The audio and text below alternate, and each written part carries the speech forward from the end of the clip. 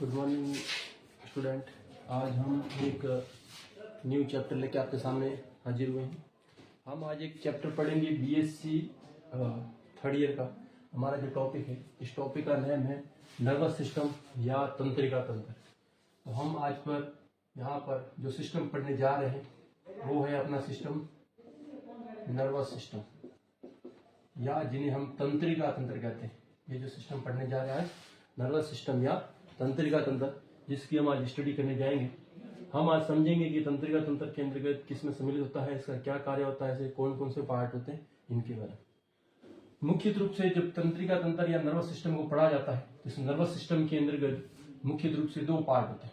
इस nervous system के मुख्य अंदर दो पार्ट होते हैं, एक होता है न्यूरॉन और दूसरा होता है न्यूरोग्लिया। तो नर्वस सिस्टम के अंतर्गत दो भाग सम्मिलित होते हैं, एक भाग होता है न्यूरॉन और दूसरा होता है न्यूरोग्लिया। अब इसके अंतर्गत जो न्यूरॉन पार्ट होता है, ये न्यूरॉन पार्ट मानव के शरीर की, या ऐसे कहेंगे कि इस नर्वस सिस्टम की संरचनात्मक तथा क्रियात्मक इकाई होती है। तो नर्वस सिस्टम की संरचनात्मक और क्रियात्मक इकाई होती है वो आपके न्यूरॉन होती है। इसके अलावा इसका दूसरा पार्ट होता है वो होता है न्यूरोग्लिया। अब हम इस नर्वस सिस्टम की जब बात करेंगे तो ये जो नर्वस सिस्टम है ये मुख्य रूप से दो प्रकार का होता है। ये नर्वस सिस्टम मुख्य रूप से दो प्रकार का होता है। इनमें पहला मुख्य रूप से नर्वस सिस्टम होता है सीएनएस। इसमें पहला मुख्य रूप से नर्वस सिस्टम होता है सीएनएस प्रकार का नर्वस सिस्टम। इस सीएनएस की फुल फॉर्म होती है सेंट्रल नर्वस सिस्टम, या जिसको हम कहते हैं केंद्रीय तंत्रिका तंत्र। ये केंद्रीय तंत्रिका तंत्र होता है। इनके अंदर के दो पार्ट होते हैं। पहला वाला पार्ट आता है, इसको बोला जाता है स्पाइनल कोड। यह स्पाइनल कोड जिसे हम हिंदी में मेरुरज्जु भी कहते हैं। इसके बाद में इसका जो दूसरा पार्ट आता है ये आता है ब्रेन वाला पार्ट। ये ब्रेन वाला पार्ट होता है जो इसके अंतर्गत मुख्य पार्ट होता है। इसके अलावा इसमें जो ये दूसरा पार्ट होता है इसको बोला जाता है पीएनएस, जिसको पेरिफेरल नर्वस सिस्टम भी कहा जाता है। ये पेरिफेरल नर्वस सिस्टम, इनको पेरिफेरल नर्वस सिस्टम या हिंदी में इसको प्रीतीय तंत्रिका तंत्र कहा जाता है। ये प्रीतीय तंत्रिका तंत्र दो भागों में बटा होता है। पहला होता है सोमेटिक प्रकार का नर्वस सिस्टम और जबकि दूसरा होता है ऑटोनोमस प्रकार का नर्वस सिस्टम। सोमेटिक प्रकार का जिसको कायिक तंत्रिका तंत्र कहा जाता है, दूसरा होता है ऑटोनोमस तंत्रिका तंत्र, या जिसको हिंदी में स्वायत्त तंत्रिका तंत्र कहा जाता है। अब हम बात करते हैं कि इनके अंतर्गत सीएनएस का जो सबसे फर्स्ट वाला भाग होता है ब्रेन। इस ब्रेन के बारे में डिटेल से पढ़ेंगे।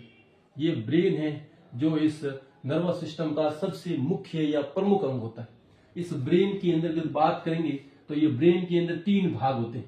पहला वाला भाग जिसे हम फोर ब्रेन कहा जाता है, ये फोर ब्रेन होता है। यहाँ हम इसको हिंदी में अग्र मस्तिष्क कहते हैं। यहाँ इसको फोर ब्रेन कहते हैं, यहाँ हम इसे अग्र मस्तिष्क कहते हैं। और इसका एक और नाम होता है वो होता है प्रोसिफेलॉन। दूसरी इनके अंतर्गत आता है मिड ब्रेन। ये मिड ब्रेन जिसको हम मध्य मस्तिष्क के नाम से जाना जाता है, ये मिड ब्रेन होता है। ये मिड ब्रेन मुख्य रूप से मध्य मस्तिष्क कहलाता है, जबकि इस मध्य मस्तिष्क का एक और नाम होता है मीजेनसिफेलोन। तो इस मध्य मस्तिष्क का एक और नाम होता है मीजेनसिफेलोन। और तीसरा मस्तिष्क का प्रकार होता है जिसे हम हिंड ब्रेन कहते हैं। तो ये इसका थर्ड टाइप जिसे हम हिंड ब्रेन कहा जाता है। ये हिंड ब्रेन इस मस्तिष्क का तीसरा पार्ट है, जिसे हम एक और नाम से बोला जाता है रोम्बेनसिफेलोन। तो इस प्रकार से ब्रेन के कितने पार्ट हो गए? ब्रेन के टोटल तीन पार्ट हुए। पहला पार्ट फोर ब्रेन, दूसरा पार्ट मिड ब्रेन, तीसरा part hind brain. Fore brain को प्रोसिफेलोन कहा जाता है, मिड ब्रेन को मीजेनसिफेलोन कहा जाता है, जबकि हिंड ब्रेन को रोम्बेनसिफेलोन कहा जाता है। अब हम बात करेंगे सबसे पहले फोर ब्रेन की। तो मुख्य रूप से इस फोर ब्रेन के अंतर्गत दो पार्ट आते हैं। इस फोर ब्रेन के दो पार्ट आते हैं। पहला वाला पार्ट आता है जिसे हम सेरेब्रम कहा जाता है। ये सेरेब्रम, या जिसको हिंदी में प्रमस्तिष्क कहा जाता है, जो आपका फोर ब्रेन का पार्ट होता है। दूसरा पार्ट आता है डायनसिफेलोन। यह डायनसिफेलोन भी इस फोर ब्रेन का ही पार्ट होता है। तो फोर ब्रेन के टोटल दो पार्ट होते हैं, पहला सेरेब्रम पार्ट जबकि दूसरा डायनसिफेलोन पार्ट। उसके बाद दूसरा पार्ट आ रहा है मिड ब्रेन। इस मिड ब्रेन के कोई भी टाइप नहीं होते हैं, कोई भी पार्ट नहीं होते। तीसरा आपका हिंड ब्रेन आता है। इस हिंड ब्रेन के अंतर्गत भी 3 पार्ट आपको देखने को मिलते हैं। पहला पार्ट हो जाता है आपका सेरेबेलम। ये सेरेबेलम है जो हिंड ब्रेन का फर्स्ट पार्ट होता है। इस हिंड ब्रेन का सेकंड पार्ट होता है वो आपका होता है पोन्स वेरुलाई। दूसरा पार्ट कौन सा हो गया? पोन्स वेरुलाई। जबकि इस हिंड ब्रेन का तीसरा पार्ट होता है ये पोन्स वेरुलाई, इसका दूसरा पार्ट सेरेबेलम इसका फर्स्ट पार्ट, जबकि थर्ड पार्ट इसका होता है मेडुला ऑब्लिगेटा। तो हिंड ब्रेन के टोटल 3 पार्ट होते हैं। पहला वाला पार्ट होता है सेरेबेलम, दूसरा होता है पोन्स वेरुलाई, तीसरा होता है मेडुला ऑब्लिगेटा। इस प्रकार से हिंड ब्रेन के टोटल 3 पार्ट हो जाते हैं। अब हम बात करेंगे सबसे पहले फॉर ब्रेन का पहला पार्ट जिसे हम सेरेब्रम कहा जाता है। आज हम सेरेब्रम के बारे में पढ़ेंगे। ये सेरेब्रम क्या होता है? ये सेरेब्रम इस फॉर ब्रेन का पार्ट होता है। तो ये सेरेब्रम है, पार्ट किसका है? फॉर ब्रेन का। इस सेरेब्रम के अंदर विशेषता क्या होती है? तो ये सेरेब्रम सबसे बड़ा होता है। सेरेब्रम सबसे बड़ा होता है। तो मस्तिष्क का सबसे बड़ा भाग होता है वो आपका सेरेब्रम होता है। मस्तिष्क का सबसे विकसित पार्ट, मस्तिष्क का सबसे बड़ा पार्ट और मस्तिष्क का सबसे विकसित पार्ट होता है वो आपका सेरेब्रम होता है। तो ये सेरेब्रम के कितने गुण हो गए? 2। पहला मस्तिष्क का सबसे बड़ा पार्ट और मस्तिष्क का सबसे विकसित पार्ट। दूसरा, इनके अंतर्गत एक अनुदैर्ध्य अक्ष पाया जाता है। सेरेब्रम के अंतर्गत एक अनुदैर्ध्य अक्ष पाया जाता है जो इस सेरेब्रम या इस प्रमस्तिष्क को 2 अर्धगोलार्धों में डिवाइड करता है। तो इस अनुदैर्ध्य अक्ष पाया जाता है इस सेरेब्रम के अंतर्गत जो इस सेरेब्रम को 2 अर्धगोलार्धों में विभाजित करने का कार्य करता है। अब ये 2 अर्धगोलार्ध होते हैं किसके? सेरेब्रम के। सेरेब्रम के 2 अर्धगोलार्ध को आपस में संयोजित करना, आपस में कनेक्टिव करना, आपस में जोड़ना, ये जो काम करता है ये काम करता है कॉर्पस कैलोसम। तो ये कॉर्पस कैलोसम होता है जो इस 2 अर्धगोलार्ध जो सेरेब्रम के होते हैं उनको आपस में संयोजित करने का काम करता है।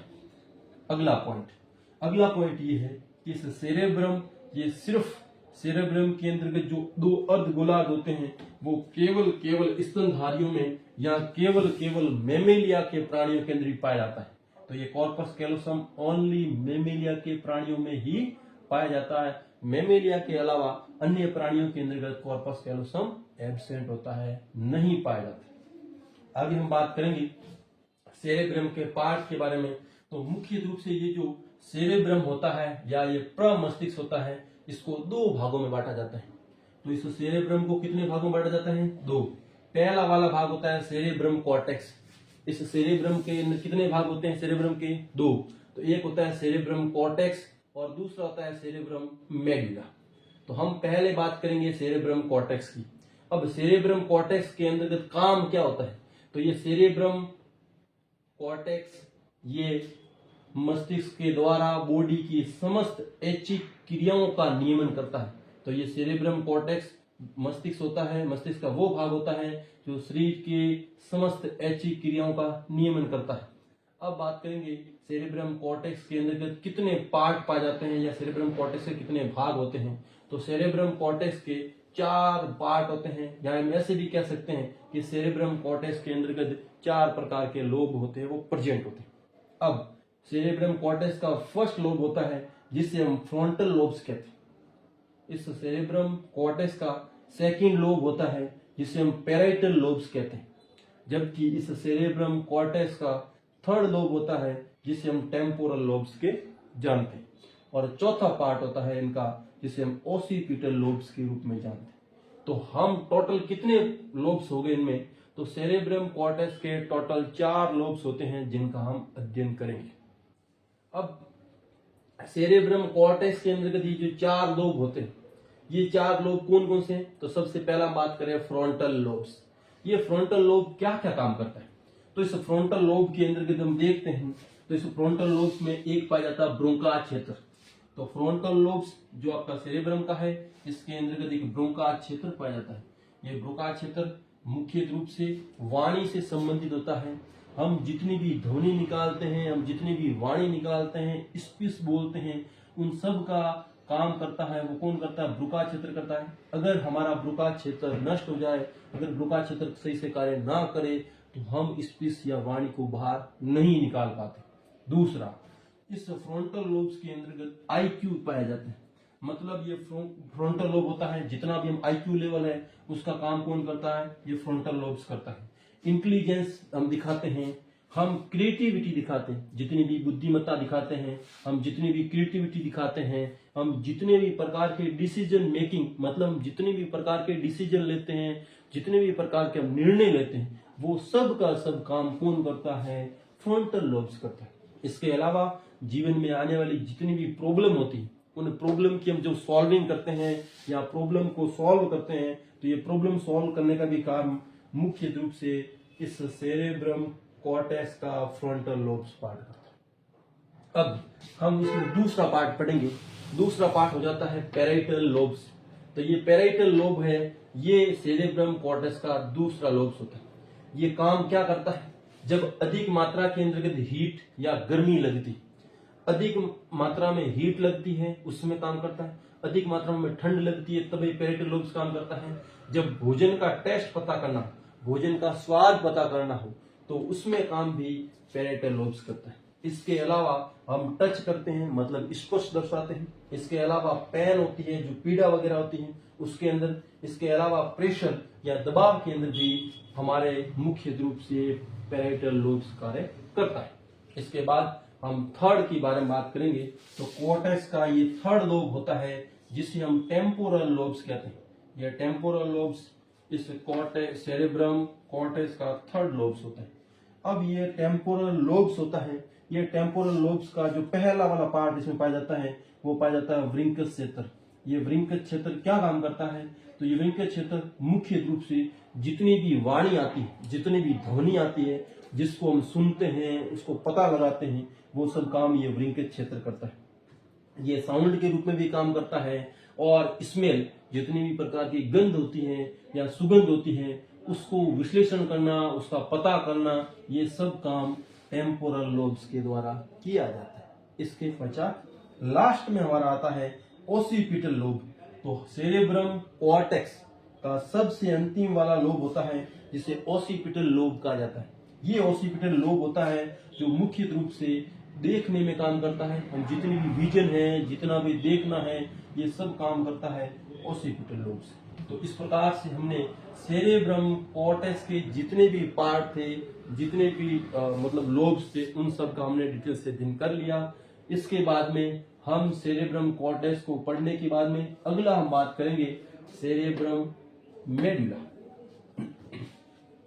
कि सेरेब्रम मेडुला क्या होता है?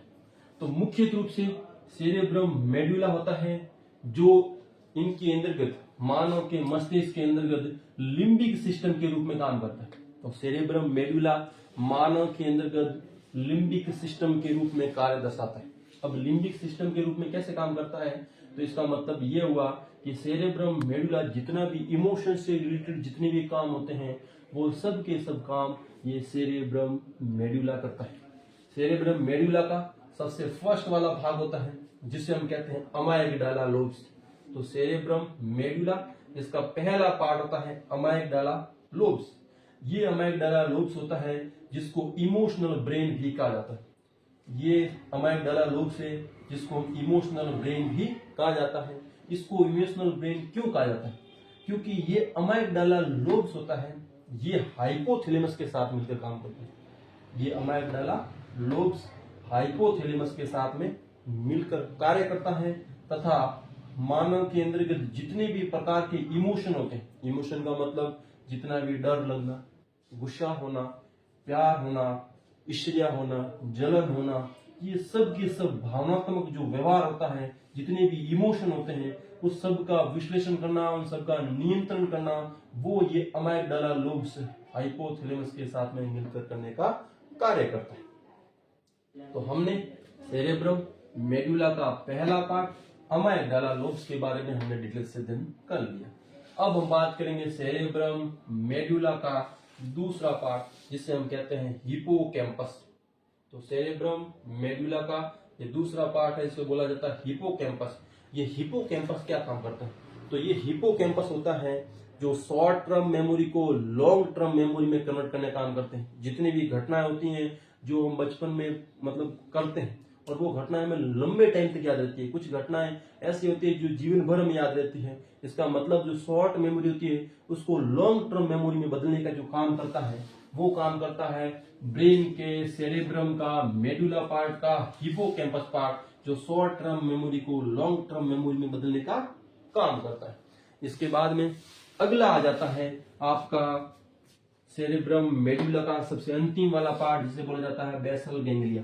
ये जो बेसल गैंग्लिया होता है, ये बेसल गैंग्लिया आपकी जितने भी प्रकार की भौतिक गति होती है, भौतिक गति, उन भौतिक गति का सबसे नियमन करने का काम करता है वो ये बेसल गैंग्लिया करता है। तो इस प्रकार से हमने आपको नर्वस सिस्टम के अंतर्गत, नर्वस सिस्टम के टाइप सीएनएस पीएनएस के अंतर्गत आज बातें की। उसके बाद में हमने सीएनएस का सबसे पहला टॉपिक लिया ब्रेन। ब्रेन के हमने 3 पार्ट पढ़ाए, for brain, mid brain, hind brain. और उसके बाद में हमने सेरेब्रम को पढ़ा। सेरेब्रम के अंतर्गत हमने सेरेब्रम कॉर्टेक्स को पढ़ा और सेरेब्रम मेडुला को पढ़ा। और आशा करते हैं कि यहाँ तक आपको लगभग सारे जो टॉपिक पढ़ाए हैं वो समझ में आ गया होगा। और नेक्स्ट लेक्चर के अंतर्गत हम इससे आगे के जो भी टॉपिक बचते हैं उसे हम कवर करेंगे। धन्यवाद।